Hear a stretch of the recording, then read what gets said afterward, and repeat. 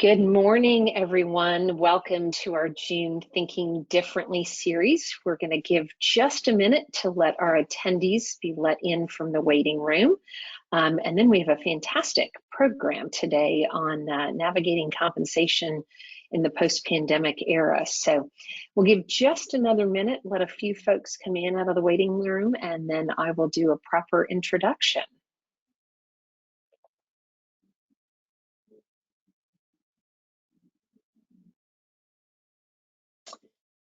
All right, well, let's go ahead and get started. Good morning again, everyone. Cheryl Richards, President and CEO of Catapult, your employers association, helping companies for over 65 years in the Carolinas.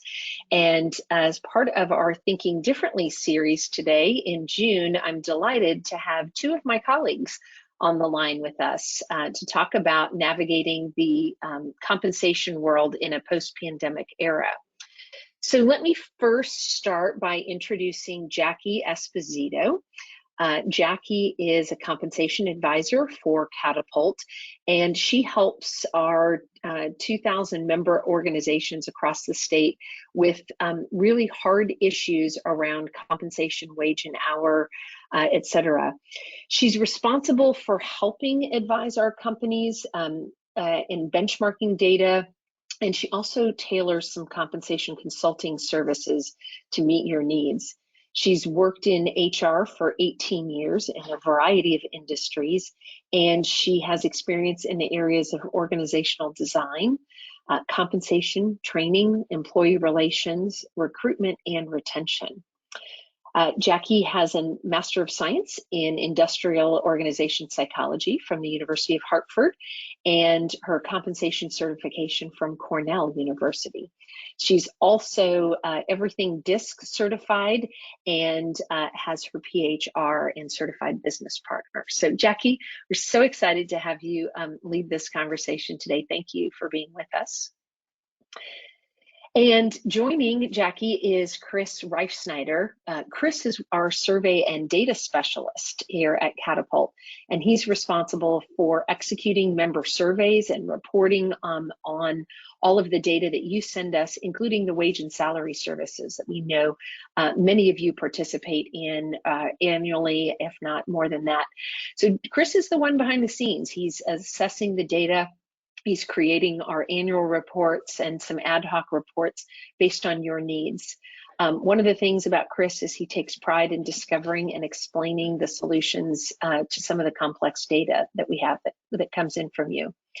Chris's motto is difficult has never been a reason not to do something. And we love that about him, and love the fact that he gets into that complex data and makes it easy for our members to understand.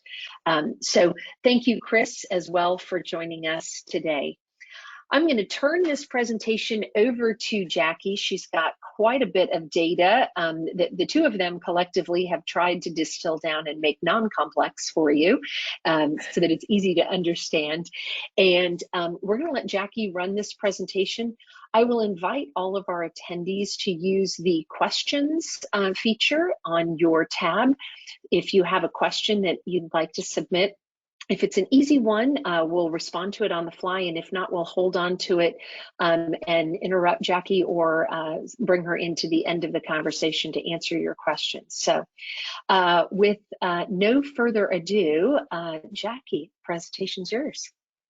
Thank you, Cheryl. Hello, everyone. I'm Jackie. I am so thrilled to be here today. Like Cheryl mentioned, I am Catapult's newest compensation advisor, but I'm not new to Catapult in general, as I was a member prior to joining the Catapult team a few years ago. I'm now your resource for anything related to compensation. Questions you might have about pay, the market, total rewards, pay structures, incentive plans. I am part of the consulting team that conducts compensation projects for members.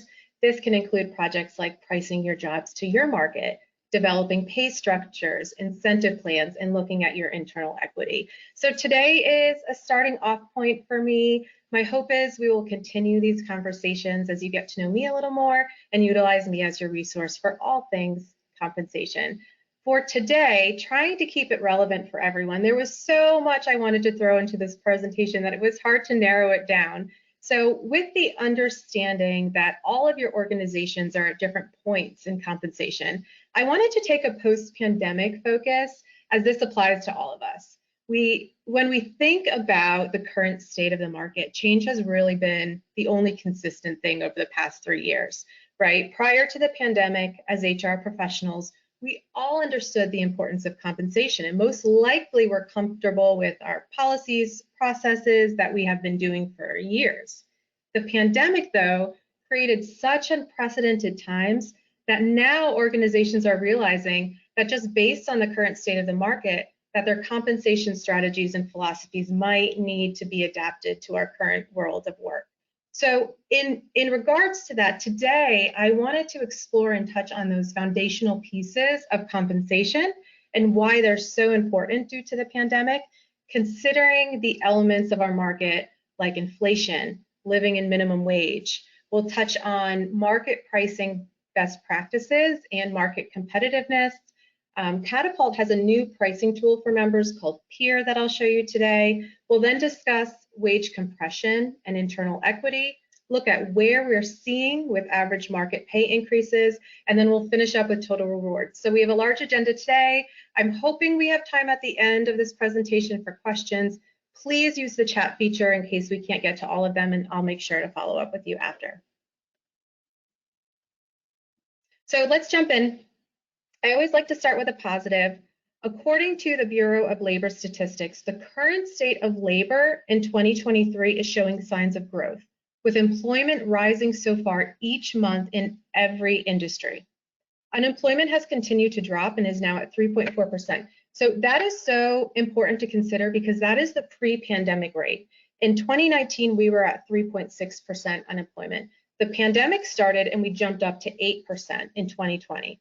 5.4% unemployment in 2021, and then we started to decline to 3.7 in 2022. So now being at 3.4, this is huge progress.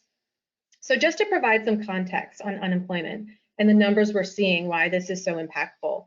So of course, unemployment, the highest rates we saw were during the Great Depression, right at 24%. And it stayed around 14% between 1930 and 1940s. We then got back to single digits and it spiked in 1982 and 2009 where it was 10%. So while the pandemic created higher unemployment than we're accustomed to at the time, it's not unreasonable to say that we have seen greater and more sustained spikes. So the fact that we are now leveling back to pre-pandemic numbers is a great sign. The number of individuals losing their jobs and remaining jobless is also down in 2023. We thought that we would see this layoff spike this year, and of course, we've seen pockets of it, but for the most part nationally, the statistics of layoffs are down. Employment in temporary services continues to trend down since its peak in March of 2022. So that's great because people are being hired, organizations are seeing less need to hire temporary labor, which is great. Now, the interesting part to consider is this. The labor force participation rate is 62%. So that is the percentage of people in the US who are actively working or looking for work. Employment population rate is 60%. That is the percentage of individuals who are employed out of the entire working population. So this is significant because while we have seen growth each month in 2023, the participation and population rates are still below pre-pandemic rates. Right? So that means while the market is showing less available jobs, lower unemployment, the availability of workers is still below where we were prior to the pandemic. So that supports what a lot of us are feeling, right, with the lack of candidate pools and the continued struggle to fill our positions. So couple that with the fact that we all have seen hourly rates increasing, right? So 2021 average hourly rate increase was 4.5. 4.8, 2028, and 2023 is projected at 4.5. So the past 3 years, that's almost 14% in hourly wage increases. Many organizations made increases to their essential team members during COVID to be able to hire and retain. And many other organizations are waiting to see what happens with the market and inflation. Maybe they made conservative increases, but you're waiting to see, right? The reason for this waiting is that historically, inflation has not been a factor in setting compensation budgets. Rising prices do not typically drive additional pay increases unless the sustained inflation becomes a regular part of economy, right? So this is because if you think back and look at inflation rates between 2010 and 2019, they were really moderate. We were averaging at 1.75% each year. Prior to that, it was around 3%. So these rates were easily covered by yearly increases. So now organizations are at this point where they have to determine, is this going to be a sustained increase? Do we need to think about that and modify our pay accordingly? According to the BLS, 2021 saw 6.2% inflation, 6.5 in 2022, and 2023 is projected to close out the year at about 3.5. So it's decreasing. Although right now in 2023, we're still a little bit high, we're at 4.9. These are national numbers. So while some areas like food, transportation, energy, rent, childcare really spiked up, this is in general national inflation numbers. So let's think about your team members, right? That's a total of 13% cost increases in goods and services for the past 2 years, with 16% projected to close out the year. So for a lot of our organizations, annual increases don't likely come close to that amount. The typical annual increases that we're seeing are around 4%. Yet typical increases for switching companies is around 20%. So as a result, many employees are actively seeking or open to considering a new higher pay opportunity just based on the sheer cost of everything right now, right? So couple that with tools available to recruiters to source, it's really an uphill battle. Gone are the days where someone needs to be actively looking for employment, right? I read this Glassdoor article the other day, and it was so relevant to this presentation. It said that 85% of the employees they surveyed, they were not actively looking, not applying, not submitting their resume, but they would be open to an opportunity that paid more, right? 85 out of 100 of your employees would listen if a recruiter reached out to them via LinkedIn. So that's huge, and it's all due to inflation and cost of living. The reason why is the living wage. So this is determined by the BLS as the earned wage needed to afford the costs of goods and services today. Different than the market, which measures what employers are paying for a position, living wage assesses what it actually costs us day to day. So this is North Carolina's living wage. It's updated monthly. This is May. So as an example, you can see that as a one adult household working, if you have 2 children, the living wage right now to be able to support is $46.40. If you have 2 adults working, maybe 1 child, $19.81. So you can see how impactful the costs of goods and services are and what you need to be able to support yourselves and your family. In North Carolina and South Carolina, the current minimum wage has been at that federal mandated level of $7.25 an hour since 2009. But we know we all are not paying $7.25 an hour. That's way too low.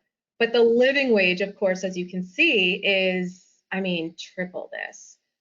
So this living wage, the BLS puts this out every month. It's driven by costs of things like food, childcare, medical, housing, transportation, energy, what you need to pay day in and day out.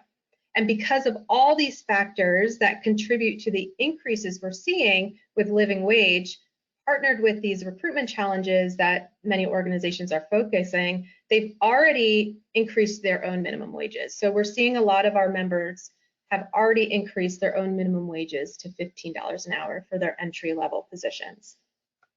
Another element to consider when thinking about your organization's minimum wage is that there is pending legislation in a lot of states, including North and South Carolina, that would increase the minimum wage from the federal level of $7.25. Now, it probably in these states would not get as aggressive as 15, but there is legislation that we could see increased numbers for organizations. This is a growing trend that many states have already implemented. The leaders are California, Connecticut, New York, Massachusetts, Washington. They are leading the pack with $15 or over an hour.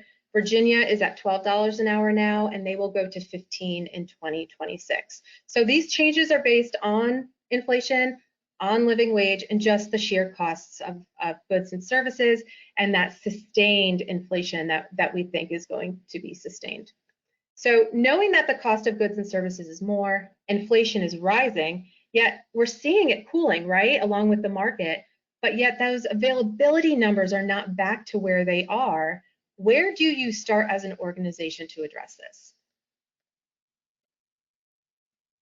You start with your compensation philosophy. This is the fundamental base of where you need to start and how competitive you financially can and want to be to market. You should have a sense of how you want to pay relative to your competitors and have this compensation philosophy that outlines these pay practices. So it explains the why behind employee pay, and it creates this framework for your team for consistency, for equitable pay, for just a guardrail for how your compensation philosophy is going to be, and therefore it decreases the potential for bias, for discrimination. So as an organization, maybe one of the first steps in this philosophy is just considering how competitive you want to be to market. Do you want to be lagging, so behind the market on pay, near the minimum of the market? If you do, that's okay. There are financial factors to all of this. Do you want to be matching at the market, at that midpoint, leading near the maximum of the market? Based on a Catapult wage and salary survey, 59% of our member organizations are at the midpoint and 12% are above. Before COVID, the standard was between the minimum and the mid. Now, prior to COVID, just due to everything we're talking about today, the standard is really between the midpoint and the max. So I have a template for creating a compensation philosophy. It can help assist with facilitating those conversations with leadership. I'm happy to share it with members if needed. Just let me know and I'll send it to you today. So once an organization determines their competitiveness towards market, pricing your positions and understanding your market is essential. To truly stay proactive and on top of the fast-changing market, quarterly pricing is recommended. But quarterly pricing is a lot, right? So the reality is most organizations probably price their positions annually, and that is okay. I would encourage looking at your schedule for pricing your jobs to your market and at a minimum price yearly, and with any new hire that you're bringing in. When pricing your positions to market, it's really important that you're defining your industry, your geography, your revenue, your employee size to gather the most accurate data. The industry standard is when you're pricing your jobs, you price from 3 market sources at least when analyzing the competitiveness, because they're all pulling from different pools of information, right? So at least 3 pieces of information is where you want. They may be industry specific, like a not-for-profit, a sales, a wholesale trade. They can be Catapult survey or other paid surveys. A lot of associations have their own salary surveys that they publish every year. If you are a member of another association, reach out, see if they have a salary survey, and this can be another source for you. When looking at the data and pricing, we are really interested in that 25th to that 75th percentile. So your 25th is that minimum, right? It indicates that 25% of the market is paid lower and 75% is paid more favorably. Your 50th percentile, that's that midpoint, that market rate. And then the 75th percentile is your max. It indicates only 25% of employees are paid above that rate. So most of your market sources will provide you with that range. As you can see in the slide, it most likely will give you that range for base salary, and then total comp is your base plus incentive, your bonus. Especially for sales and higher level positions, it's important to gauge that total comp element for market rate. You all should be familiar with our Catapult Wage and Salary Survey. If you aren't, this is a free survey for members that we publish every year. In addition to some other compensation surveys, it breaks down the data into geography, size, industry, tax status. Depending on where your organization falls, it gives you the ability to specify your markets. This is a great survey for our not-for-profit members as it breaks out the not-for-profit industry. I've highlighted an example of, say you're an organization, you have 200 to almost 500 employees, you might want to use that market range, right? Whatever market range you decide to use, just stay consistent when pricing all of your employees. It's important if you're using a salary source like this, that's published once a year, that you age the market data, right? Since the market is changing daily, information that is published once a year is only reliable if you age it. So I'm currently aging data. I'm being very conservative, but I'm aging data that is printed once a year at a rate of 0.25% each month or 3% a year. It helps to address the market rising, right? So online sources mostly age the data for you, but anything published once a year, make sure you pay attention to when that date it was published and age that data appropriately. So this Catapult Wage and Salary Survey that you're seeing was released in May of 2022. So when you use this survey, you want to age it 3.25%. Our 2023 survey will be released soon, and we're really excited to see where the market data is coming in for that one.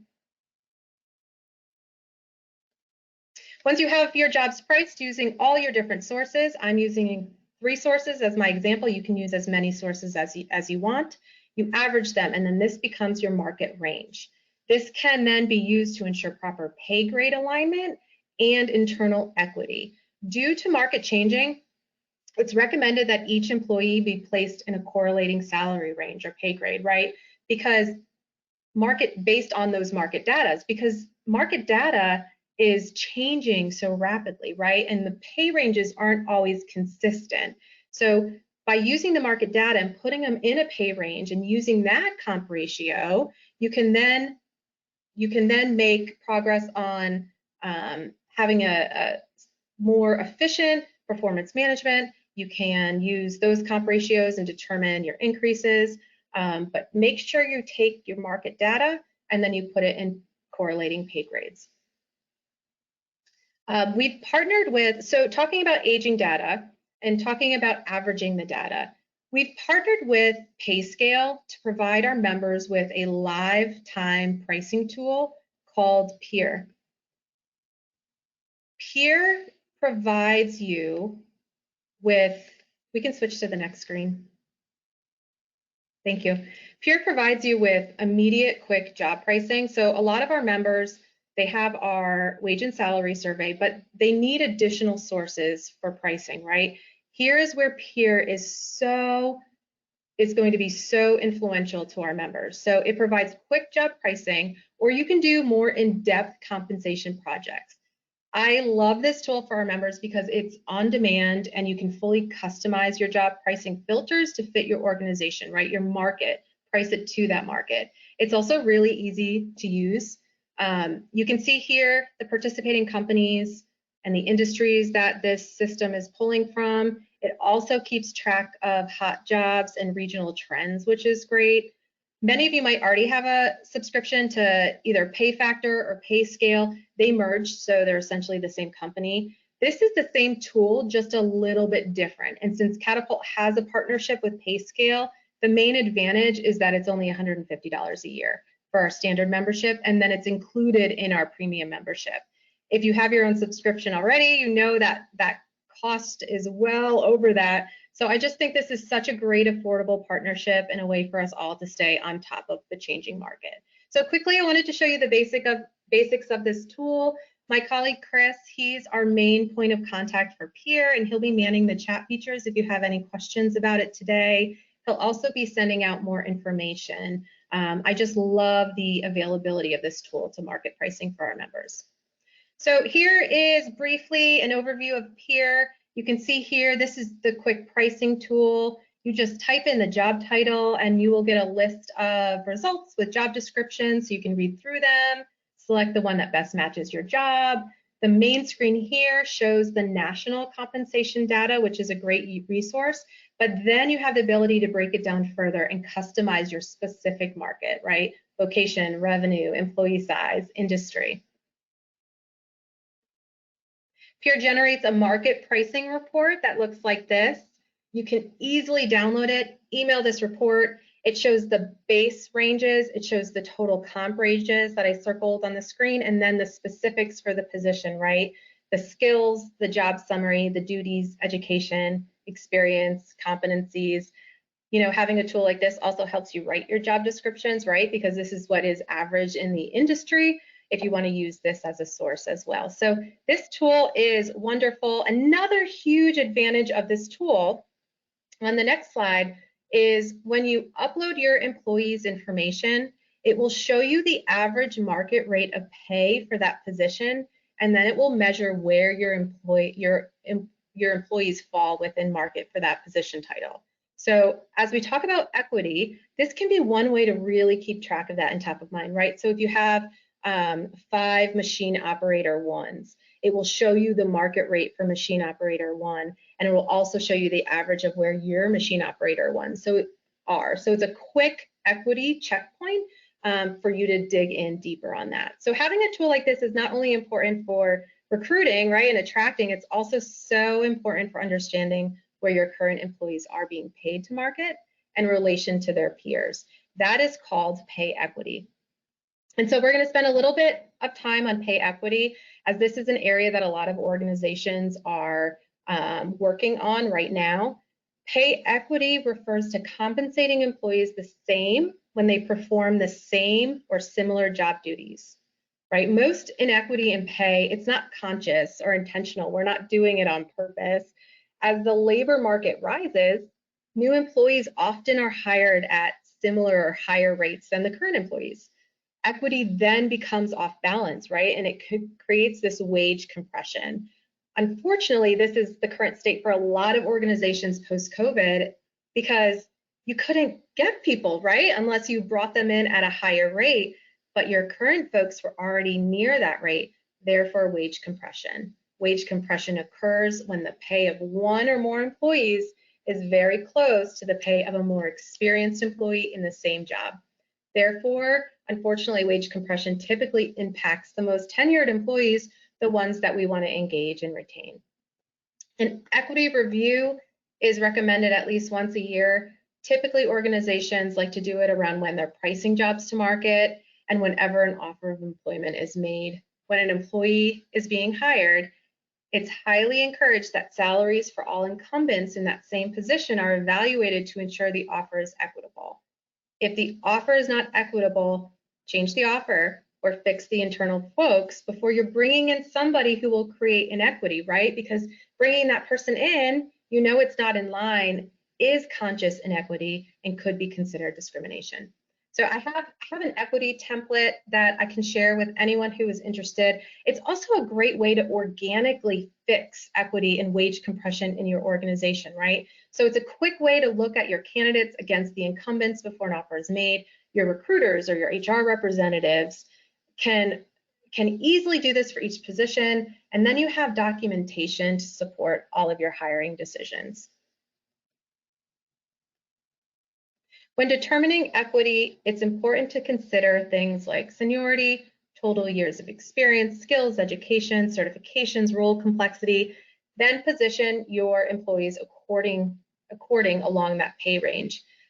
Your minimum, of course, is your lowest salary that should be paid. This is for an employee that has minimum qualifications necessary to perform their job. Your midpoint, person who is fully qualified, they're meeting expectations, and of course your maximum is your highest rate of pay for a person who is fully qualified, special skill sets, exceeding expectations, or has been in that role for a while. So, you know, I think one of the hardest things to do is just to figure out where to place people on that range, right? Because sometimes it's really broad. You have a range, it could be 55,000, it could go up to 95,000. Where do you put that person on that range? That is where these quartiles, I think, are so helpful. It helps to break down where to position your employees and your new hires on that range. So when I think about your first quartile. That's your new to role. They're learning the skills they needing to be proficient. As they're able to perform the job, they're moving into the second quartile. Your third is your experience performing consistently and independently. And then as you are in that fourth, these are your subject matter experts. These are your consistent exceeding expectations. They might be ready for a promotion. You're grooming them maybe to go in the management track, or maybe they're your high performing individual contributors, not interested in a management role, but they're staying in that quartile because they are your subject matter experts. So this is one way of doing it. Figure out what works for your organization, but stay consistent with whatever process works. So part of pay equity is to compensate our team members to market, right? Consider pay equity and to be able to ensure that your team members are financially growing with the market. And the best way to do that is through your annual performance increases. Based on our Catapult survey, organizations right now are reporting that their 2022 increases were between 4.2 and 4.48%. And then estimated is around 4%. This number each year has been growing since COVID. And we've seen 3 years now of increases that are higher than the previous year. I'm not counting 2023 yet until we see kind of where it actually lands, but that's significant, right? So we've had 3 years in a row where the annual percentage of increase has been higher than the prior year, which we haven't seen that in a while. So yearly increases are often done through performance increases, with 80% of our employees indicating giving performance-based merit increases. Of those organizations, 63% use a 5-point scale and a matrix for determining the employees' comp ratio, performance, and then what their increase is going to be based on that. 2022 reported higher increases than initially budgeted, with 71% of organizations citing increased competition from labor or labor shortage as a reason, right? So that lower participation and population rate, again, this is what is resulting in a lot of organizations increasing their budgets for salary and wages. According to a 2023 Payscale study, 86% of organizations gave out-of-cycle pay increases in 2022 and are doing so more frequently in 2023. I think this is the result of our current state and a lot of organizations pricing their jobs to the market more consistently and looking at their pay equity, right? Trying to decrease that wage compression. And when they see areas of opportunity, they're changing them throughout the year. Not all organizations will be able to make these increases to base salaries. We understand that there's a huge financial impact. It has to be financially sustainable for your organization. So to address increased cost of living and competitive labor market, many organizations are being creative, right? They're looking at their total reward packages and looking at additional ways to increase retention and engagement without affecting that bottom line. Based on a Catapult survey, the top total rewards that we're seeing right now for attraction, retention, of course, are these market adjustments we talked about, increases to base pay. I think 80% of reporting organizations have at some point increased base pay. Employee referrals are really strong at 60%, and of course, recognition programs and annual bonuses. Many organizations are going towards higher incentive payouts for performance as a tool to retain workers without affecting that fixed base wage, right? So higher incentive based on performance, the more money you bring in, the higher your incentive pay is instead of that fixed base wage. So you can see on this slide some additional other total rewards that employers are reporting. And in addition to what you're seeing on the screen, I think a really strong push right now is seen in internship and co-ops. These numbers have been increasing in organizations offering internships and co-ops, which makes sense, right? If you're having challenges hiring, start to build and grow your own, right, through internships. Over 50% of reporting organizations offered employee tuition reimbursement, and it varied in amounts from about $1,000 to $10,000, right? But increasing tuition reimbursement having this available for your folks trains your people to be able to take and step into those specialty, hard to fill positions. Vacation and sick time has increased post-pandemic.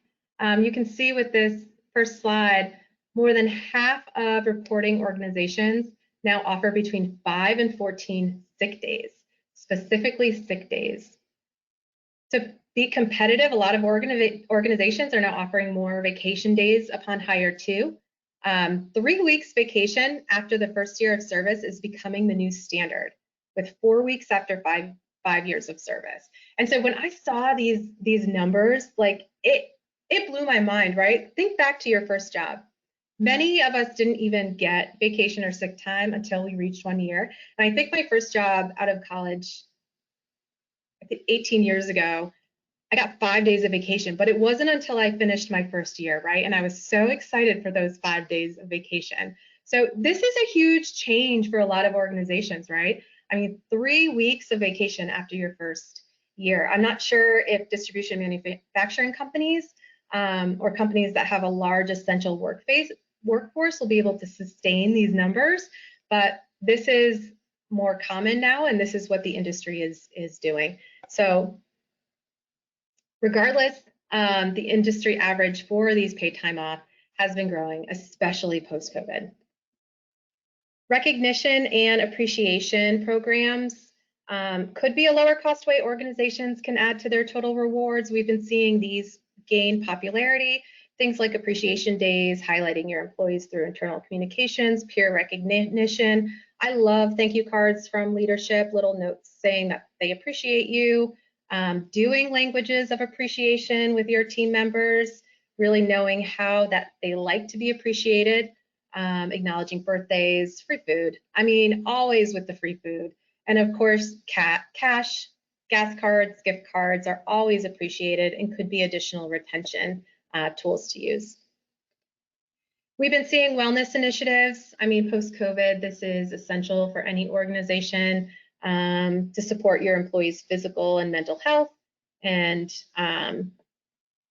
things like wellness coaching, health assessments, lunch and learns, on-site fitness or partnerships with fitness centers, nutritionists, standing desks. Maybe you do yoga ball chairs and walking treadmills, but whatever you do, focusing on your employees' wellness, physical and mental, has been a growing trend, especially post-COVID, and of course the on-site flu and COVID vaccines. Specifically post-pandemic, many employees are looking for remote and hybrid options to support work-life balance. This is all part of your total rewards. We've seen a lot of movement in the market for folks going to fully remote jobs or changing companies to go fully remote. Organizations have been reporting higher numbers of remote opportunities, with half of reporting organizations now having a hybrid or fully remote option where they didn't prior to COVID. 84% of those organizations offer 2 to 3 days of remote work a week.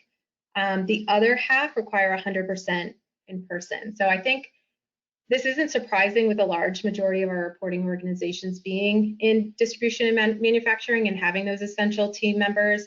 I think if we broke out those groups, I would anticipate seeing the hybrid or remote numbers grow. So looking at these total reward elements, when we think about compensation, it really goes beyond base pay, right? So the first step is determine your market competitiveness, ensure your positions are being priced to market and internal equity is evaluated yearly at least. Keep progressing your employees with annual increases, and then explore other ways through total rewards that will engage, retain, and grow your team. At the end of the day, you are all at different stages, right? We can assist you in each step of the way. On the next slide, this is me. I don't like professional pictures, so I threw this picture on there. If you could change the slide. I'm here for questions. Oh, that slide's not on there. Well, I was there. There I am. I'm here for any compensation questions you have. If you want to talk hockey, please reach out and stay connected with us. So thank you all for allowing me to to talk compensation and total rewards. This is my wheelhouse and I love to do it. And like always, let's stay connected. Thank you. Jackie, thank you so much. This was fascinating, and I love all of the graphs and the charts that you've had in there. For those of you who have submitted your request for the compensation philosophy template and the equity template, we've been capturing your names. We'll get that out to you, and then of course we'll have the slides available in our recap. Jackie, there were a couple questions that came in during your presentation, and I didn't want to interrupt because you were on such a roll. And so I'm going to come back to a few of those. One of those was a question when you were demonstrating Payscale and Peer. And the question was, can you drill down geographically in that tool? Absolutely. Absolutely. And the tool's really neat because you can drill down geographically and you can also see who the reporting organizations, how many reporting organizations are in that area. Awesome. Okay, and then another question that had come in, give us a little bit more to understand the difference between the peer tool and a full compensation study that you would do. Absolutely. So your peer tool is one source, right? So we definitely want to use peer or a tool similar, but we want to use at least 2 other sources. So when we're doing a full compensation study, depending on the industry, I'm using at least 3 sources, anywhere between 3 and 6 sources to make sure we're truly gauging what your market range is. Awesome. I'm watching, sorry, I'm getting more questions coming in. So what, there's a fairly common question here. What do you do if your company budget is not aligned with your compensation philosophy? That's a tough one, right? I mean, you can only pay what you can financially afford. It has to be sustainable for your organization. So figure out what you can do and make sure it's consistent for everyone, right? If it's not in line with your compensation philosophy, then I think conversations need to be had around that. Maybe it's time to update your compensation philosophy, or maybe it's a 3-year plan, a 5-year plan. Here's where we are, here is future state, and here is what we're going to do to get there. Yeah, I think that's really the challenge, and we see that particularly coming out of COVID now, right? A lot of companies had large sign-on bonuses. You showed the chart of increasing compensation by moving companies, 20% in some cases, which really creates an internal inequity. And now we have companies that aren't necessarily seeing the revenues on the back end and trying to figure out how to shore up keeping their talent and retaining their talent, and also staying competitive in the marketplace so that they don't lose them again. Any words of wisdom other than calling you to do a full compensation study? Just from being on from a member perspective, and then now being on the compensation side through Catapult, the consulting side, the value with having these compensation studies, I didn't fully realize until coming over to Catapult, because not only do we have all these tools I didn't have as a member, but we also look at your internal equity. We have market data based on your industry. We look at the full picture. So I'm always going to say, yes, market study, that's going to be your first starting off base, and it gives you that baseline, right? You don't have to do it through us every year, but to have that baseline, you can then sustain it year after year. Yeah, I think that's a great suggestion, at least to start out and get your baseline. We have another question that has come in. Other than the peer tool and the Catapult survey, what are some other good data sources that might be low to no cost? Yeah, the low to no cost is going to be a challenge, right? I mean, these compensation tools are hot in the market right now, so they're going to cost, not a significant amount, but it will be an investment. The better tools to use in the industry are going to be a little bit of an investment. It might be worth it though, depending on where you are in your compensation programs. Free resources, like I said, any association. So if you're part of a wholesale trades association, I bet you they have a printed survey. If you're part of a sales association, I bet you they have, not for profit. I really think they probably have some sources. If you work with staffing agencies, they always do their own sources. While I don't love those, they can be a great resource. At least they are a resource, right? Catapult has at least 3 different compensation. We have an executive, we have a sales, and we have the wage and salary. Peer is a low-cost tool. Other than that, really in the industry, they're going to be paid online. Another good plug for the value of your Catapult membership. And we've had a couple folks write in that they would like to add Peer to their membership. So if you would like to add Peer to your membership, you can certainly send this in here in our questions, and we'll get somebody connected with you, or reach out to us at Catapult, and we're happy to add that. Jackie, I've got another question that has come in. How do you compensate equitably for positions when there are various ranges of experience and degrees, or not having one? Absolutely, and that's where we need to have something that documents it, right?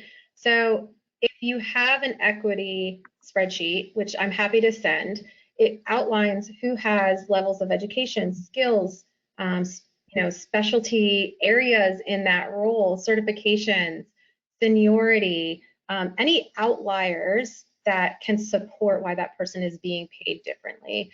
Most positions have an extreme level of difference between the people in there. So just trying to capture those differences. And I know it's really hard when you start, because you don't know their level all the time of education. You don't know their certifications, right? So where do you start? Just start at the basics. Start at seniority within the organization, and then see what that looks like. Then start building out. Maybe it's having everyone update their resume in the system so you can easily pull their education or any certifications. Or maybe it's just through job offers. You're offering a sourcing specialist, right? And so you're putting all the incumbents in the spreadsheet, and just through natural organic way of gathering this information, all of a sudden after a year you have all this data that supports equity. But absolutely there's going to be ranges, and that's why I love those quartiles, because you can kind of start breaking it up, right? So look at your folks, least amount of education, but might have high level of experience, right? They might be equivalent to somebody that has the educational background but only a few years of experience. So start building them into those quartiles can help be a step 1. Awesome. Let's see here on the lots of requests here for the equity survey and some other templates. If I could indulge, maybe have Chris come back on camera for a minute and talk a little bit about some of the changes that we have made to our wage and hour survey, making it easier for members to participate in that. So Chris, are you available to come on and talk to us a little bit about that?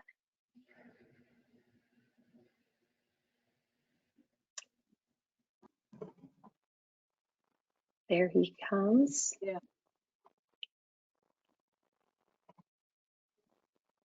I can hear him in the room next to me, and so I can hear a lot of voices. He's probably trying to stay on mute for a minute.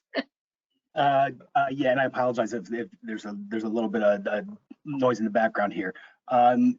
So how we are changing the wage and salary survey from last year to this year.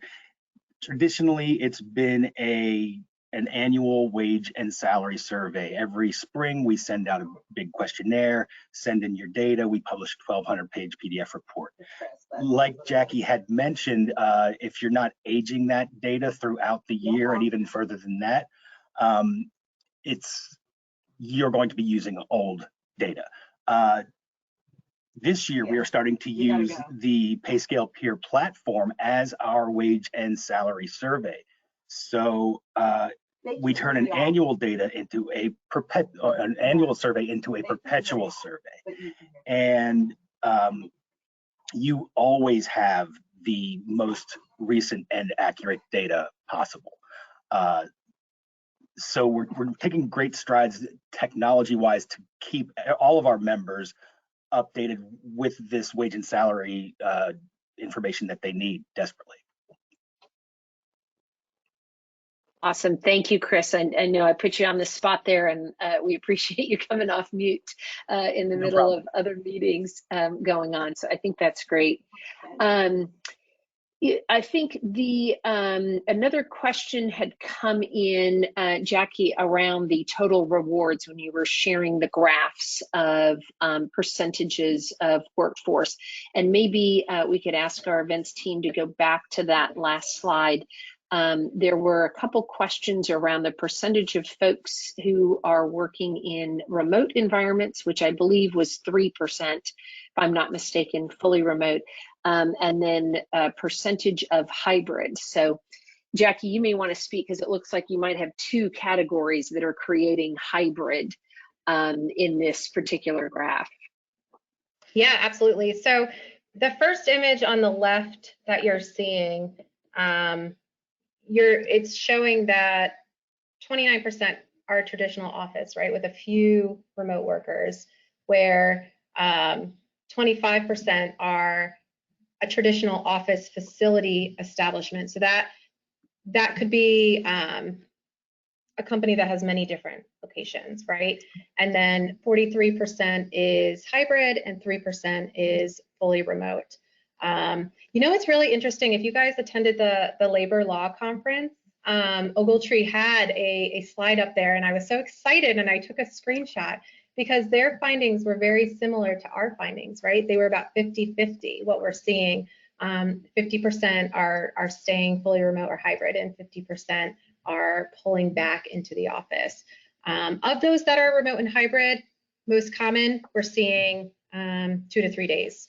So the second slide, how many days per week, that is just for the folks that are hybrid. 2 to 3 days seems to be the most common. Excellent. Excellent. All right, thank you to our events team for going there. We can go back to the ending slides, and I think we'll move on here. Jackie mentioned that there are a lot of resources available at Catapult, and many of these resources that she didn't even know were available when she was employed by a Catapult member company. And so those of you who have been to some of our events have seen something that looks like this, our Catapult Employer Solutions that lists everything that's available to you as part of member services. Of course, our 24/7 HR advice line, employment law attorney advice, and our salary and HR trend data. The peer is available as an add-on, but it is also included in our new premium memberships. So if you or your company uses a lot of our HR advice and want a dedicated HR advisor, if you want unlimited employment law attorney advice and want access to some of these great resources that we've just talked about today, that's all part of our premium membership, which is new this year. So please let us know if you'd like somebody to reach out to you and talk about that and a lot more that's available. You can see we also offer a lot of other services outside of membership, including services in our pre-employment area, which is recruiting and talent acquisition. What's great about our recruiting and talent acquisition team is they partner with people like Jackie to help our members write job descriptions, align the titles, align the salary and the compensation expectations, so that when they actually go out and recruit, it's a comprehensive approach. And we have just received some great data back that says that our placement rate is much higher than the industry average in a significant way. So if we can help you with recruiting and tie that into any kind of compensation job categories, we'd love to assist you with that. We know that recruiting is top of mind for our members these days. Of course, Jackie works in this green area here with our compensation consulting, our wage and and salary surveys. We also run benefits for organizations, part of that total rewards that Jackie talked about, including having healthcare solutions and even 401k options for our smaller members. So I think a great opportunity to tie that total rewards together that Jackie mentioned in her presentation. Our last two areas, we know many of you rely on us for our learning and development, whether that's technical skills or training and certifications. We are expanding to offer more of those online as well as in person for your companies, and are redoing our content now to offer that in a micro and self-paced option. So another great evolution of our learning and development. And finally, our strategic HR solutions, where we can come in and be your side-by-side partner for fractional HR if you need to outsource your HR for a permanent position, permanent basis, or if you just need that on an interim basis. Happy to help you with those, as well as HR projects and investigations, outplacement, engagement surveys. That can be a great way to get a pulse on where your employees are and where they're thinking that they need you to be as an organization. So please call on us if we can help you in any of these solutions. We will continue to do events like this. We've got a number of events coming up throughout the latter half of this year. And so I think our next slide has some of those events listed here. In August, we have a solutions showcase, which will spotlight all of the things that I just talked about, one in Raleigh on August 22nd, another in Charlotte on August 23rd. And then we have our HR leadership series, which is continuing in the latter half of the year. September 13th in Charlotte is Total Rewards. It's a deeper dive into some of the areas we talked about today with Jackie, and then learning and development. And then we will be in Raleigh with sessions to optimize your HR and help you with recruiting. So please join us for any of these events. Let us know if there's anything else that we can help you with at Catapult. We thank you for being a member, and we will send out the information on today's webinar and the recording, as well as those of you who asked for the templates will get those out as well, and that will include information on your HRCI and SHRM credits as well. Jackie, again, thank you. Really appreciate the overview you gave us today. Chris, thank you for being in the background and helping us out as well. Share your thoughts with us on LinkedIn. Share this podcast or this webinar on LinkedIn, and let Jackie know. Her email is on the screen and her phone number is there if she can answer any questions about hockey or compensation. All right, take care, everyone. Have a great day.